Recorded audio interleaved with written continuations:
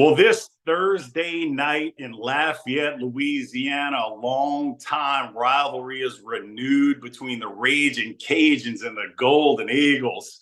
Everybody's going to be watching the game in America, and I'm fired up to have one of the best members of the Cajun Nation out there, Gerry Hebert, the host of the Ragin Review. And Gerry, how you doing today, man?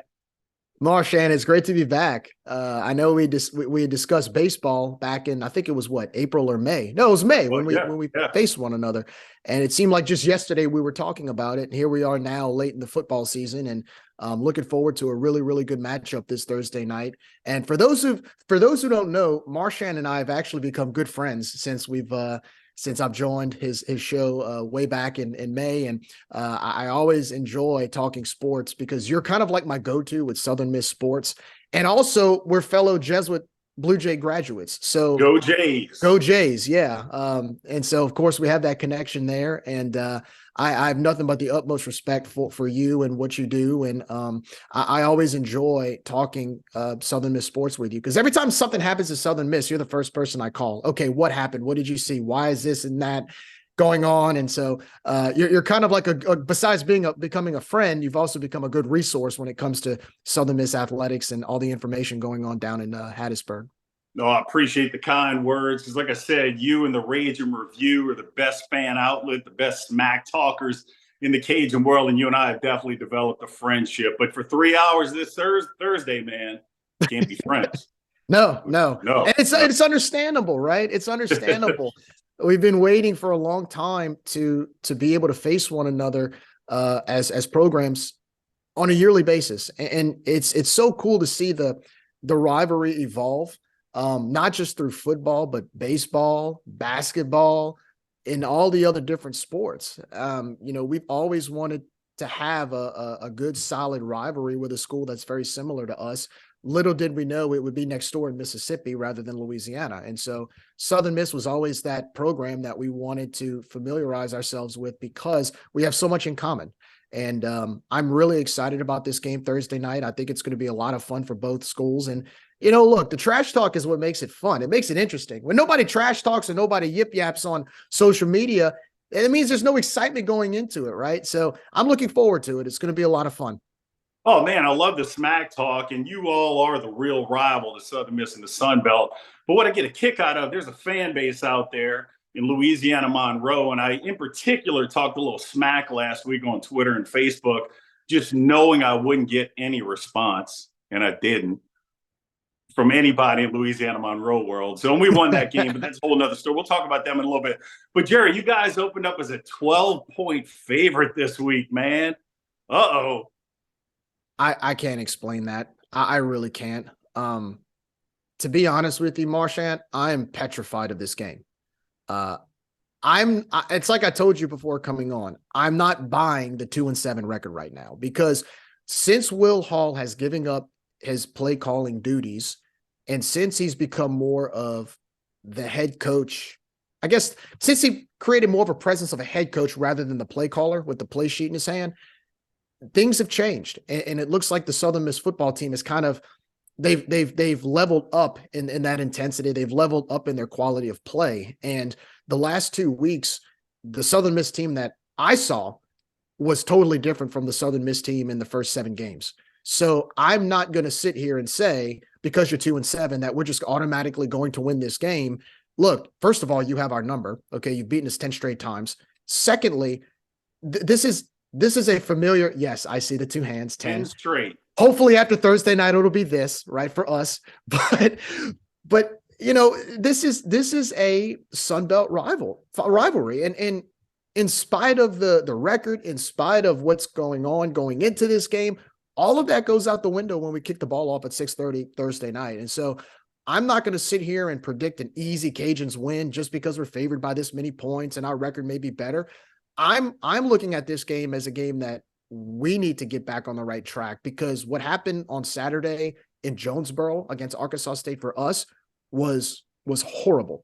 And that can't happen this week. We cannot go into this game playing like that, because if we do, it may be 11 in a row for the Golden Eagles in spite of records. And I'm glad you said that because you just throw the records out the window this week. I mean, we're not the same team that lost to South Al a couple weeks, 3 weeks ago. I mean, played App State tough, beat Louisiana Monroe convincingly. And, this week, I know the 12.5 point favorite, but yeah, you throw the records out, man. This means a lot more than just a game, if you ask me. It does. And not to mention our star quarterback, unfortunately for Zion, he was carted off the field against Arkansas State. And now, we have a third string quarterback in Chandler Fields coming in, and he's had some starting experience. He's a good quarterback, but he's also our third string quarterback. And no disrespect to Chandler. I like Chandler. He's a good kid. He's a good player. He's a great teammate. But when you come in game number 10 and you're getting your first start, I mean, I think he's thrown 20 passes all season long. That's scary. That's concerning for us. And on top of that, the total dynamic of our offense changes because Zion was a dual threat quarterback. I mean, you can literally call plays that cater more to him as a running threat as well as a passing threat, whereas Chandler's a little more of a passing quarterback. He's a little more of a pocket passer. He's not going to run as much. So the identity of our offense is going to change, and it's going to change in 5 days. You got 5 days to prepare for that. And so the last 3 out of 4 weeks, or the last 3 out of 4 games we've played, we've actually kind of started off slow. And in the last 4 games, we're 2-2, when, in my opinion, we should have been 4-0. So that's concerning as well, because in the last 2 weeks, even besides the play calling or the play call changes with Southern Miss, you guys have started off pretty fast. Even in Boone and against App State, even though you lost the game, you started off pretty fast. I mean, that was a great first half that the Golden Eagles played. And then last week against ULM, you're up 17-0 in the first quarter. That's another thing that concerns me, because if we start off slow and you're hitting the ground running from the opening kickoff, that's not good for us. That's actually a concern for us because, at that point, you have a quarterback who's making his first start of the year. If we get down by 2 scores early on, now we're playing catch up the entire game.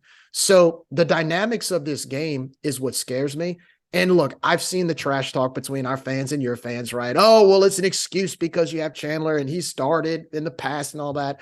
Look, it still doesn't change the fact that our third string quarterback is starting. And it's not an excuse for me. It's a legitimate concern. Like, I want to tell the Southern Miss faithful, because I've heard that, well, you're setting up an excuse if we beat you. No, like, I'm legitimately concerned about that in spite of how many starts this guy has had, because I know that we've been off to slow starts and Southern Miss has been off to fast starts. We cannot fall behind early in this game. We cannot. And so, you got 5 days to totally change the scheme of your offense. You've got 5 days to cater to a quarterback making his first start. I mean, we've had 2 quarterbacks go down. I mean, Ben Wooldridge went down against UAB. Zion goes down last week. We're on QB3. So it's concerning, but I think also too, the good news for the Cajuns is we haven't had 2 bad weeks in a row of football all year. After every loss, we've responded with a win. I don't know how this team cannot get motivated for this game this week. It's at home. It's Southern Miss's first trip to Lafayette since 2001. And look, again, you've beaten us 10 times in a row. We're due for a win. If that doesn't motivate our team, I don't know what does. I mean, if that doesn't motivate our team, we don't deserve to win on Thursday night with all of the circumstances surrounding this game. No, yeah, but 10-game win streak. I mean, we beat y'all Thursday night prime time last year, so I can imagine you guys are going to be fired up, man. And one dynamic of this game though is tailgating. I mean, you guys got some good food, but a Thursday night, will that affect the food out there, jambalaya and stuff? I don't think it'll affect the food as it will affect the number of people eating it. So I don't think there'll be as many people out because it is a weeknight. And look, I'm going to admit it. We've struggled with attendance as opposed to what we used to have, 10, 15 years ago. But I think they'll still have a few fans showing up. I know the students are going to be they're going to be let out early. I think classes stop at around 12, I believe, or something like that. Like, I don't think there's any afternoon classes on Thursday. I think it's a mental health awareness day on Thursday. So they're going to allow students to take off early. So that's a reason for them to get ready for this game. It's going to be on national TV. And I do expect a lot of fans, including myself, once we finish our daily tasks of other obligations during the day, whether it's work or whatever. I unfortunately, I'm not going to have time to tailgate, but I'm sure there'll be a few fans out there who will. You may see a few RVs out there in the parking lot. It'll probably be a little bit less than what you see on a Saturday, but there'll be people out there cooking. And for all the Southern Miss fans making the drive down to Lafayette, just stop by to any tailgate. We're very inviting. We may trash talk a little bit, but one thing about Cajuns, we're more insulted if you don't try our food. It's one of those things where we want you to eat our food. If you say no, we get more offended by that than you just passing by and trash talking. So don't be shy.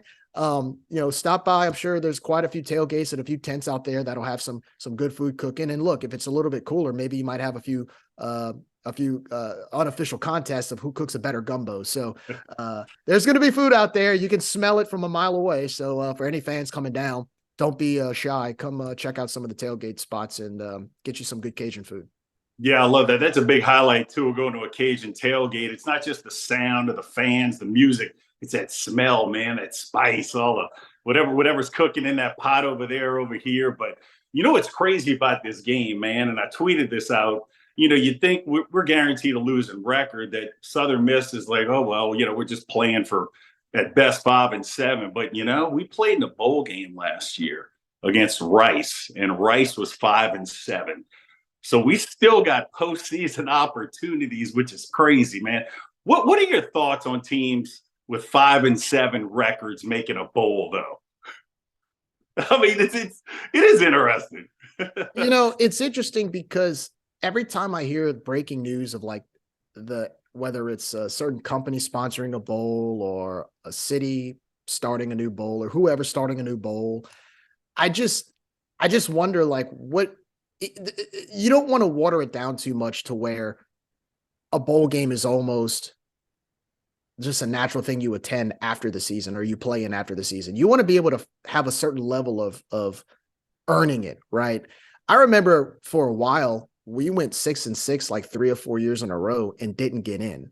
Now you can have a losing record and sneak into a bowl. And now you may have some teams that opt out of bowls now, especially if you have enough players. I mean, players are opting out of bowls. Players are opting out of New Year's Six bowls, especially those who are about to get drafted. If they're not in the college football playoff and let's say you're one of those P5 schools that are, 1 or 2 games away from making the playoff and you just barely miss it. And let's say you have to go to like a consolation bowl. Like, let's say the Cotton Bowl's not in the mix, right? It's not in the mix for for one of the playoffs this year or something like that. And you get into the Cotton Bowl, players opt out. They're like, well, why should I play in this game if it's pointless? I'll just go and just get ready for the draft. It's a shame that it's gotten to that point. Because I remember years ago, and you can relate. You played in the Liberty Bowl, dude, right? Gerry, 1996, my junior year, we had went over Georgia, spent a lot of the season in the top 25. We didn't go to a bowl and finished 8-3, man. Right. Just because the conference champ went, that was it. Sure. We lost to Houston. So, but times change. Well, take it like, I think it was 97, your senior year, y'all went to the Liberty Bowl, right? That was a proud moment for you guys, I'm sure. I'm sure man. For you, you were probably a painting. I'm looking at a painting over here they made with me on it, brother. Right. So, but like if you fast forward to today, and let's say, for instance, you have certain players going to the Liberty Bowl. Well, it's just the Liberty Bowl. It's the Liberty Bowl. Like that's an experience. It used to be like last year we went to the Independence Bowl and we played Houston. Both teams were 6-6. No, the Independence Bowl is not what it was 25 years ago. But it's still the Independence Bowl. Like you have an opportunity to play in a bowl that a lot of good players historically have played in. So it's unfortunate that that's kind of, because of the college football playoff, I think it's kind of devalued a lot of bowl games to the point where even now New Year's Six bowls, if you're not in the playoff mix, players just don't play in it. And I know it's kind of I'm not trying to run around what you asked, but it's just everything together of the perception of bowl games now, just from losing teams making it to, players opting out. It's almost like part of the standard. Like after you play your season, in spite of your record, you just go to a bowl game. It's like the playoffs, right? The high school football playoffs right now, especially in Louisiana. They restructured it so much that you have 2-8 teams making the playoffs. The playoffs and bowl games are supposed to be rewards. So I understand that if you don't have enough spots for your bowl slots, then yes, a 5-7 team can go. To me, I guess my short answer is that I just think there's too many bowl games. I think there's too many bowl games where they devalue bowls. That's just my opinion on it. Well, no, I'm a traditionalist for sure, and I miss, like you said, the Independence Bowl, the Liberty Bowl being a really big deal back in the day, but they're watered down. But I mean, I don't want to take away too much from the guys making a bowl game. It is a big deal to celebrate the team winning the bowl. But yeah, to the outsider, you hear it all the time. There's just a lot of bowls, man. So to your point, right? JMU, I'm looking on Twitter, and there's a JMU fan or a JMU page right now that has this tally of teams who can lose and have losing records, because JMU, of course, signed that contract when they joined the FBS that they have to sit out 2 years to compete for the championship in the Sun Belt as well as go to the postseason. Well, part of the rules in that contract or whatever they signed to transition into FBS, if enough teams don't become bowl eligible and have losing records, they get first dibs on a bowl game. So what if they end up making it and then you still have 5-7 teams getting in behind them? Well, I mean, that's where I think if Southern Miss ends up, let's say they win out and they go 5-7, do you get an invite to a bowl? Well, yeah, you play in it. Oh yeah. You play in it. But it's just it's gotten so crazy to that point where now you have so many bowls that teams with losing records could just get in. And it's not just one team, it's multiple teams. Yeah. Multiple teams. No, it definitely got watered down, man. But man, James Madison, talk about a story right there. They made an impact in the Sun Belt, one of the best teams in America. How do you feel about Sun Belt football right now? I mean, we're year 2 in this thing. How do you feel about it right now in the future? I mean, it's set up perfectly, because if you really think about it and you look at what the other conferences have become, I mean, look at the American Conference. It's nowhere near what it was a few years ago, and they took a step down. 2.0, Jerry. Conference USA. Conference USA. All the whole month of October, their games were on Tuesday and Wednesday nights to get a little bit of attention, right? And I mean, look, that's a smart move.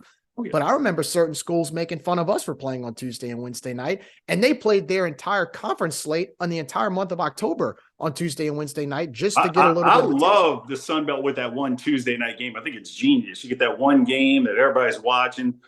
I think it's a great idea, but to have your entire slate not on a Saturday. Exactly. And that's a way for them to just get some attention and get some notoriety, which I don't blame them for it. But I just find it ironic that for a while, some of those schools were saying, oh, well, the Sun Belt schools play on Tuesday night. Well, it's like, yeah, we do it once a month, or once a year. You did it the entire month of October with the entire conference. But that just goes to show you, we don't have to do that, right? We don't have to play all of our games on a Tuesday and Wednesday night. Most of our games are on Saturday. And not only have our games been playing on Saturday, our games are getting picked up by big time networks. We had 2 games. The Cajuns had 2 games in a row that were picked up by ESPNU and put on primetime TV on national television, right? I mean, we never used to have that on a Saturday. We would get that on the weeknight, but we never got that on a Saturday. And you're starting to see more schools. I believe Marshall and Georgia State played on ESPN2 in primetime a few weeks back. I mean, we never had that. And to be able to get that goes to show you, look, these TV networks look at ratings. For them to be able to pick up a bunch of Sun Belt games, not just during the weeknights, but on primetime Saturday TV, that answers the question. I mean, that tells you right there where the Sun Belt's going and the direction it's moving in. Now, do I think quality-wise, some of these teams could be better? Yeah, I wish Southern Miss honestly wasn't 2-7. I wish we weren't 5-4. But that's not something that's going to last forever. I think that's just, we sometimes you get a hiccup every once in a while. I don't think, as far as the longevity and sustainability of the conference, I think the conference is on its way up, and I think the other G5 conferences are on their way down. And so that, to me, it's like I told you back in May, I wouldn't trade this conference for anything. 3 or 4 years ago, I was dying to get out of the Sun Belt. I was like, get us out of here. We want to go to the American or somewhere else. Now, with everything that's happened and the situation we're in, and not just in football, Marchand, but baseball, softball, basketball, I love it. I love it. I love creating these rivalries. I love playing these new schools, especially Southern Miss, Marshall. I mean, Marshall came into the Cajun Dome in basketball last year. It was the best attended game all season long. Playing JMU in football. I mean, you can't guarantee a win against them. They're undefeated, ranked 21st in the AP poll. I mean, ODU, they're on the up and up. They beat us. They beat both of us earlier this year. So there's so many great things happening in the conference right now that, as far as a G5, maybe the Mountain West, maybe, but I just don't see any conferences that are better than ours right now. It's just not there. Not there. Well, yeah, Conference USA definitely isn't better. They tried by taking the hyphen out to make it look better, but they're still not better. And I'm going to say without something the dash. It's CUSA instead of C dash, so it's better now. Without the dash. Take out the dash, it's better. Yeah. If you want to break the rock, you need to make yourself indestructible. If you want to play between the hedges, you need to work out there, up there, down there, everywhere. If you want to reach the win bar, you need to lose sleep, lose count. You need to play every game like you got nothing to lose.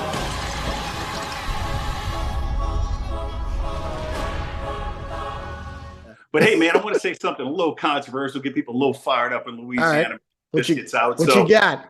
We're Louisiana guys, and this isn't between you and me. There's something we might, well, let's see where this goes. But Louisiana, Monroe, and the Sun Belt. I know we're new here, man, but when I saw their baseball stadium earlier this year, that might have been the ugliest thing I've ever seen on TV, man. And I'm going to say something a little controversial. I would love to replace Louisiana Monroe with Louisiana Tech, because you're heated about Louisiana Tech. Our fans are heated about Louisiana Tech, and that's what builds more and more rivalry stuff and smack talk and fun. So what are your thoughts on that? Me making some kind of controversial statement like that? I mean, on paper, yes, I'll agree with you. But the thing is, if you look at the politics and you look at the controversies that's been created behind the scenes, it's just, I think Louisiana Tech has burned too many bridges for this to happen. And one of the most important things in all of this, whether it's UL Monroe or Louisiana Tech, for UL Monroe's sake, it helps when they win, and it helps when they start becoming more competitive across the board in all of their sports. One thing that's hurt UL Monroe in all of their sports is they don't really see the postseason often in anything. And that's frustrating, because when they win, everybody wins. You want the conferences to be better across the board. Even though we don't like them and they don't like us, you want them to succeed, because if they succeed, it adds value to our conference. And so when they're losing and not making the postseason, it devalues our conference, just like any of our teams that lose. The problem with all of that whole debate is that I think the thing about Louisiana Tech is I think a lot of schools don't trust them. Because I know you guys don't. Well, here's the thing. You talk smack about the conference to the point where even you have hired people on your administration or your administrative staff insulting the conference. When you say those type of things for 3 or 4 decades at a time, why would you want them to now they want to join? Like, I mean, it's like anything in business. When you burn enough bridges, why would you want them to join? Apparently they don't like us, so why would they want to come in with us, right?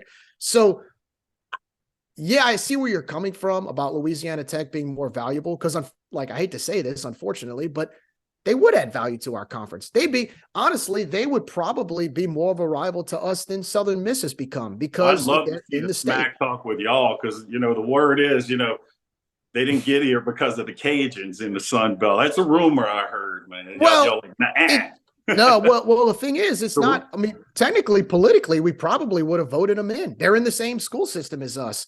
That's the crazy thing about it. Louisiana Tech, ULM, and Louisiana, we're all in the UL system in the state of Louisiana. So that's the even crazier thing. You're in our system and you're talking smack, which is ironic, because when Louisiana Tech needs a new building, or they need funding, or they need something for their campus or their school, you have to get approval from people from our school and UL Monroe to allow it. And when you say the things you say, when your former athletic director basically insults our school and insults the entire, not just our school, the entire conference, and all of a sudden you want to come and join us? Well, what do you expect us to say?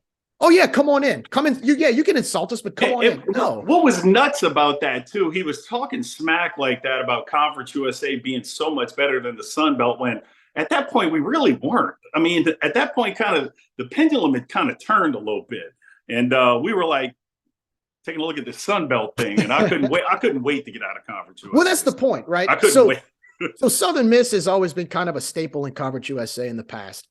If what he said was true, then why were you and your fans and the entire Southern Miss faithful like literally outside looking in out of the gates? You know that gif, let me in, Yeah. like to the Sun Belt, like get me out of here, right? If I watched one more highlight of Florida International, I'm just like, yeah, I don't care. Like I don't care what Texas San Antonio is doing. I don't care. Literally at the end there. So, Sure. But here we are. And I do care about this Cajun rivalry. And Gerry, real quick, let's talk about basketball, man. Mm-hmm. And then we'll get into more football stuff to close the show. But we got some high expectations in basketball this year and the rival in hoops. We had a sellout last year to prove it in Hattiesburg, or the Ragin Cajuns, man. What can we expect on the hardwood from the Ragin Cajuns this year, man? Well, first of all, I'm glad that our great basketball program can cause a sellout in Hattiesburg. Whatever we can do to help you guys out. That was insane. Which was, by the way, I drove to Hattiesburg, made that event. We had a DJ. It was so cool, man. It was a great environment. It was a great atmosphere, and we need more of that in this conference. I know we've kind of created this basketball and baseball rivalry between the two schools, and look, we look forward to it just as much as you guys do. But as far as basketball, unfortunately, NIL has kind of poisoned the waters just as much as it has for football. I mean, we lost Jordan Brown to Memphis.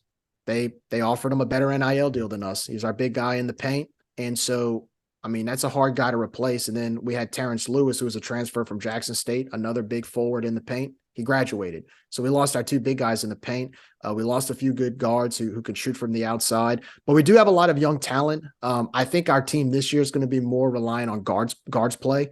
And that's really been kind of the identity of the Sun Belt over the last 5 or 6 years in basketball. It's a guards league. But when you have a big man in the paint, you have a little bit more of an advantage, hence why we were able to win the conference tournament, go to the dance, because we had the big men in the paint, which helped us, as well as the outside shooters. This year, I'm curious to see how we adjust to not having as many big men in the paint and not having as much of a presence. I mean, we're going to have to rebound. We're going to have to be able to shoot from the perimeter. Our expectations are to be able to shoot the ball this year and be a fast-paced, fast-moving team up and down the court. I look forward to seeing whether or not we can run some good fast breaks. Now, tonight we play Youngstown State, a team that won 24 games last year. They have a heavy roster with a lot of transfers, and so they're going to be very talented coming here. This is not one of those typical, let's schedule a D2 school to open up the season and win by 40. This is a very challenging game for us. So it's going to tell us a lot tonight, even though it's the first game, and I'm looking forward to seeing what we can do. But, we do have a transitioning roster this year that is going to be interesting to see how it shows on the court. Preseason pick, we were picked 5th in the conference. I think some of our players feel disrespected by that, but at the same time, it's also a compliment to the Sun Belt Conference. I mean, Southern Miss had a great year last year. JMU had a great year last year. South Alabama had a good year last year. Marshall had a good year last year. So this conference has become a lot better over the last year and a half, just by the 4 teams that were added. So I look forward to it. I know there's a ton of expectation in Hattiesburg for you guys and your basketball program after what you did last year. And again, the more teams that win, the merrier. Now, granted, when we play you, we want to beat you, but the value of having good competition along the conference, it makes your team better, and you can recruit to that. So do I have high expectations for our basketball team? Yes, but I also understand the circumstances around the conference and just the fact that it's not the conference we had 2 or 3 years ago where you can just sleepwalk through half the conference and win. You're going to have to show up every game and be able to compete, because you don't do that, you're going to lose. Great take on hoops right there too, man. And we got better down in the paint. We got a 7-footer, man, in Hattiesburg in a while. There you go. Right there. The Cajuns and the Golden Eagles on the hardwood's going to be fun to watch, man. We're excited. We're excited. Oh yeah. let's get back to a little football as we close this show. So, Gerry, it's a real rivalry, man. I've told you we've been doing this a long time. To me, it's not Troy. It's not South Al, Southern Miss fans. It's the Cajuns. It's prime time, Thursday night. So what's a message you have for the Cajun Nation for Thursday night? You know, it's funny you asked that because we did our post game after the Arkansas State debacle. And I mean, we were down in the dumps, let's be honest. I mean, I tell you, after a loss, we do our post game. It's hard to do it. I mean, because I'm watching the game and my first thoughts when I go into it, and even Nick said the same thing. We're like, what do we say? Like, what do we say without wanting to cry? Right. No, we don't go that far, but you know what I mean? Like, what do we say? I mean, you and I'm sure you're the same way, right? As a former player, if you don't play well, you're like, what message am I supposed to get out of this? Try doing that 10 minutes after you lose a game, right? After especially a heartbreaker, or if you don't show up, which we didn't show up against Arkansas State, and Arkansas State punched us in the mouth and we had no response to it. And we lost by 20. So, the message I have, and the reason why I bring this up is because we have players that sometimes listen to our post game. And I remember telling the players, I said, look, 24-hour rule, just like a win. After a loss, you can mope about it right now. You can be upset. But 24 hours, you erase all that out of your mind and you get ready for Southern Miss. It's a 5-day turnaround. This team has pretty much owned us the last 10 times. We have not beaten this team in 30 years, 1993. 10 straight. Gerry, did I mention that earlier? We've won. Yeah, and some of those have been total whippings. I mean, look, 48-0, 55-0. I think one score was like 48-3. I mean, I'm listing them. The list is. So as a Cajuns fan right now, look, this isn't a match or a game that we're favored in and we should win. And we're due to win. That's the point. We are due to beat you guys. And as a fan, I've been waiting for that since I was a kid. And so I remember telling the players, look, everything, I know we took a huge step back, but look, you win this game Thursday night, it's at home. This is the first time Southern Miss has come to Lafayette in over 20 years. This is a rivalry that we've been begging for a long time. This is one time a program that we wanted to emulate back in the day during the Jeff Bauer years, when you guys were going to the Liberty Bowl and we were having 1 in 10 seasons, right? We're there now. This is where we are there. So now we're peers. Southern Miss is not this superior program at the moment. No disrespect to you guys. No, let's call it what it is, man. I've even joked with you, man. So, I wish we were in your shoes. You guys had Sun Belt championships, top 25 seasons not that long ago. It's been a long time for us, man. But we're peers. And so now it's a level playing field. You kick the ball off. You got 11 guys on each team on the field. You go and you try to win the game. And that's what I told the players. Look, I know it's upsetting right now. You forget about tomorrow. You get back to practice. Forget about what happened today.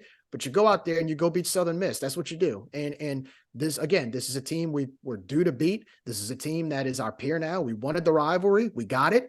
And I'm saying this to the fans as well. We're going to be on national TV. To the students, you get a half a day of school. You get a half a day of class. So that means you got all afternoon to prepare, right, to be on national TV. Of course, I'm going to ask to be on your best behavior. Don't embarrass us or anything in the student section. But at the same time, we need all of Acadiana to show up to this game. It's a big game. We're playing for bowl eligibility right now. I mean, we're at 5 wins. You win one more game, you're in a bowl game for I think the fifth year out of 6 seasons or something like that. We made a bowl game. And who knows, if the chips fall where they may, we may still be in this race for the Sun Belt Western Division. So there's a lot at stake here. And this Southern Miss team, you can't overlook them. I'm telling you, that 2-7 record, I'm not buying it, Marchand. I'm not buying it, especially the last 2 weeks you've played. That doesn't look like a 2-7 team to me. So we're going to have to show up, and we're going to have to show support for Chandler. He's making his first start this year. I know he's got a lot of pressure on him. I mean, look, you lose Zion Chris. I mean, Zion Chris. We just lost a quarterback who was ranked 2nd in the state out of high school behind Arch Manning. Okay. So that's a big loss. I hated seeing it. It's a great young man too. Man, that broke my heart. I saw one of that. It broke my heart. But with Chandler coming in at quarterback, this is his moment. This is his chance. So there's a lot at stake here. And to the Cajun Nation, you got to show up. I mean, we've always wanted this. This is what we've always wanted. I told my wife, I had this game circled on the calendar last year after this matchup. I wish it was on a Saturday, but we're still playing the game. And this is what we've always wanted. So here's our opportunity. We got to go out there. We got to win this game and get bowl eligible. So I'm excited about it, man.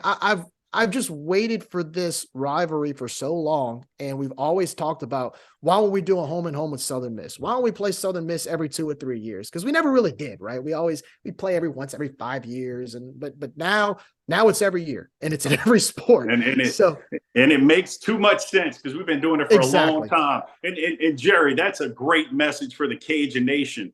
So we're going to close this show with a message I also have, and you can add on here, but my message is going to be the prediction. This is all I need to say to the Southern Miss Nation. We're winning Thursday night at Cajun Field, 20-17. Mark it down, people. What's your prediction, Gerry? All right, I got to go with the Cajuns on that one, man. And it all depends on the run game. I think if we didn't run the football well last week. I think we had like 64 yards on the ground, and we were averaging 201 yards. We're 8th in FBS. I think the run game gets going. We're going to need the run game to get going because you have a pocket passing quarterback now who doesn't run as much. I think we have not played 2 weeks in a row of bad football. So I think we get back on track. I think the players know what's at stake. The streak ends Thursday night, Marsh.